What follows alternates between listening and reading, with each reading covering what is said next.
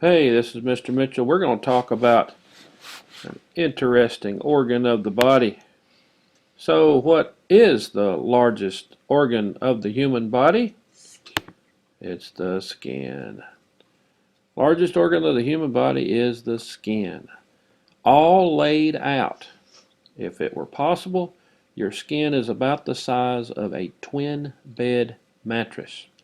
Now, skin does several things, and you can see them down here.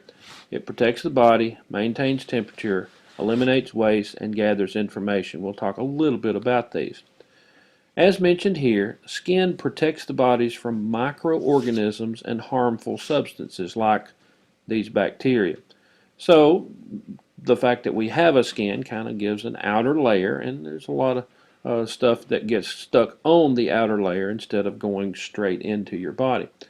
It also does something else. The fact that you have skin prevents water and other fluids from easily escaping. So it traps things in and traps things out, you might say. Another important function of skin is that it maintains temperature. The sweat glands in your skin help cool down your body. Just like this guy right here is sweating, he's getting hot, so the sweat cools the body, especially whenever it evaporates. It makes it cooler. Now, you also have blood vessels near the skin that also allow heat to escape. So it's kind of a couple of different ways it maintains temperature. Well, thirdly, the skin eliminates waste. Well, it's not exactly a trash can, but sweat contains impurities, things that the body is wanting to eject out of it. So those waste materials sometimes are come out in the sweat. Now, something you wouldn't quite expect is that the skin actually gathers information. And here's what I mean. The nerves in the skin tell the brain about hot or cold temperatures. It tells the brain about pain, like in here, this person has pain in their hand, and the skin is where the pain is starting, so that's kind of where it tells the brain, you might say. And also pressure. So it's kind of a first, what's the word I'm looking for? It's kind of the first sensory part of the nerves, first place where the nerves would be, and that's where you would have the information zooming to the brain. Now, one thing that does happen is that the skin also produces vitamin C. This is something I should have put down here. Produces vitamin C. It's not C, it's vitamin D. Produces vitamin D. Now, some skin cells produce this vitamin D, in the presence of sunlight. So, if you are out in the sun, then that does give a chance for you to get some vitamin D produced by skin cells. Now, what good is vitamin D? Vitamin D is important for sorry about that, an important vitamin for bones health. Okay, let's go to a couple of different places or terms from the skin. We have the epidermis and we have the dermis.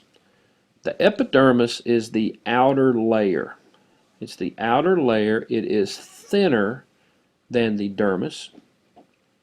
Most places it's thinner, I should say. Now the epidermis has no nerves or blood vessels. This is just the outright, very outside of the skin. And since it has no nerves or blood vessels, you may every once in a while cut the skin but not have any blood. Have you ever noticed that happening? That's because you just got cut into the outer layer, the epidermis, and you don't have any blood vessels there, and you don't have any nerves. So many times it wouldn't even hurt whenever that happens. Now, the older, let's see here. Let's talk about the life of the epidermis cells.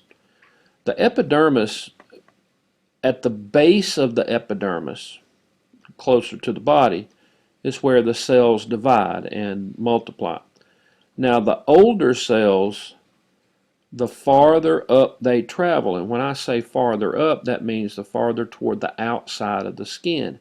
So the actual skin on the outside is the oldest of the epidermis cells. The epidermis cells begin underneath that. So whenever you like rub your hands, you are rubbing together the oldest of the epidermis cells. Now these cells don't last very long. After about 2 weeks from the cells originating, the cells die. But they don't leave the hand or the body whenever they die. It just becomes part of the surface.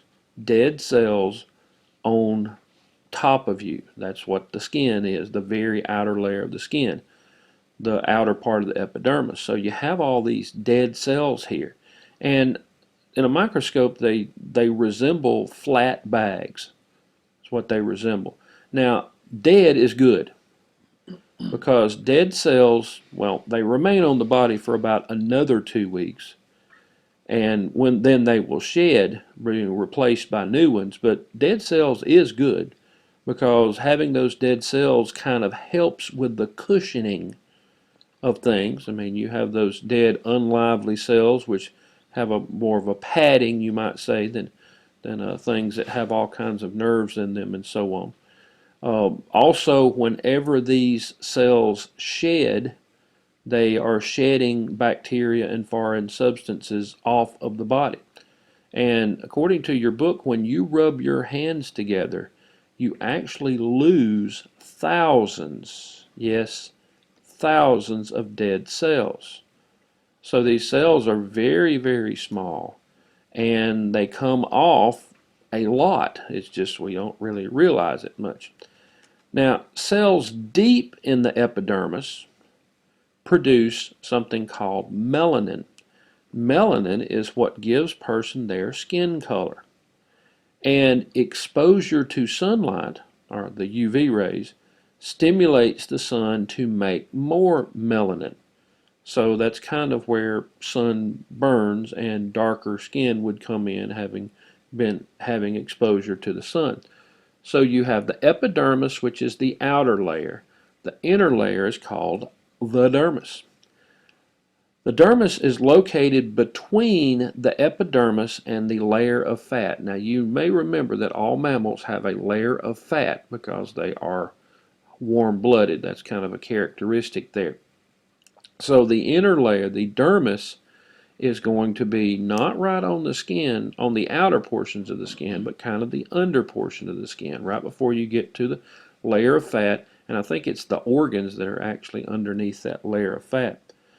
Well, anyway, it does contain nerves and blood vessels. So this is where you do get blood into the skin. So if you end up cutting the skin, then you have gotten down to the dermis, which kind of tells you that the epidermis is really very thin, because if you get almost any kind of cut, you'll end up having blood with it, which means you have gotten down into the dermis. Now, pores, it's a vocabulary term here, take the sweat to the skin. They actually start down in the dermis, the sweat does. The sweat glands are down in the dermis, and these pores kind of rise it up to the outside of the skin. Here you see somebody sweating profusely. Now, these pores also can get clogged up. They can get clogged up with oil. And when they do get clogged up with oil, blackheads and whiteheads can form, and you get the acne. Now, something else I was wanting to say about oil. Oh yeah, follicles.